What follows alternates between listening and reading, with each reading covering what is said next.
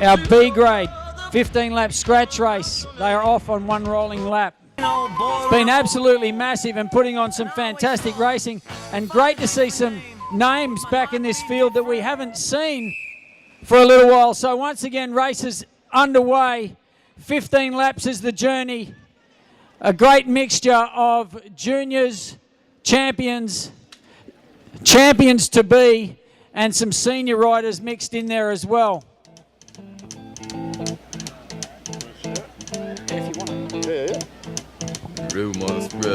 So Lewis McCreay, as normal, he leads him out and leads it out at a fairly furious pace. And Kieran Scott now finds himself on the front. As you can see, those little gaps opening up. I tell you what, the pace is on right from the get-go.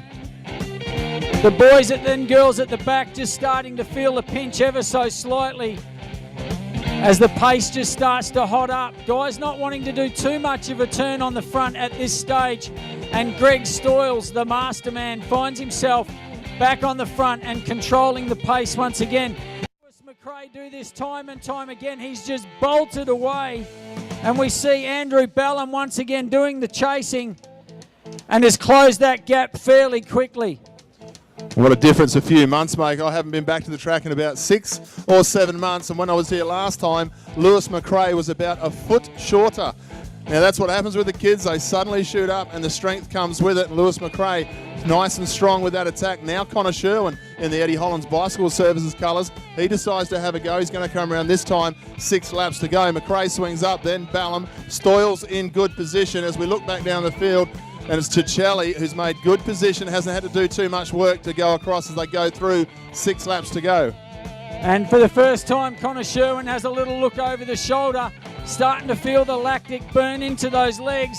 I think it's done a little bit more than burn. He has another look and decides to keep going with it. Lewis McCreay can't do the chasing any longer. Jade Haines moves up, and so does Conor Sherwin. He's just tested his own legs, but tested the rest of the field as well.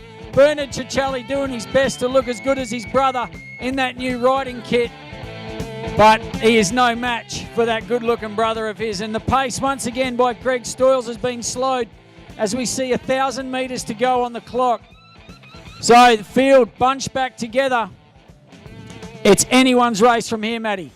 Yeah, and as you see, Greg Stoyles goes to the front. He loves to lead out on this track.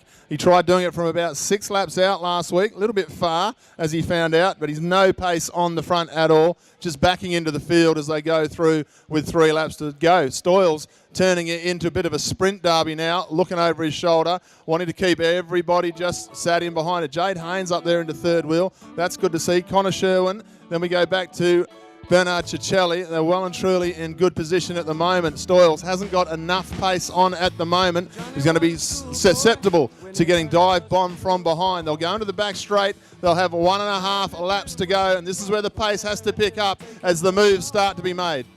So that's Bonser has just stepped out from second spot. He was just in there cruising. Very dangerous man to have in second wheel. And have a look at Bonser now. They get the bell. He's absolutely belted it.